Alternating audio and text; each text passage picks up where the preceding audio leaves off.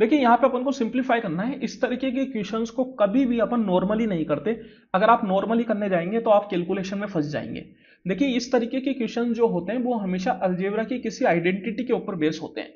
जैसे यहाँ पे अगर मैं 8.3 को ए मान लूँ, 9.2 को बी मान लूँ और 6.1 को सी मान लूँ, तो ये आपके पास क्या दिखेगा, ये दिखेगा A cube plus B cube plus C cube. और अगर आप आगे ध्यान से देखेंगे तो ये भी 3abc है। 3 into A into B into C that is 3abc। और डिवाइड में अगर मैं बात करूं तो यहां पर भी आपके पास ए का स्क्वायर है, फिर बी का स्क्वायर है और फिर सी का स्क्वायर है।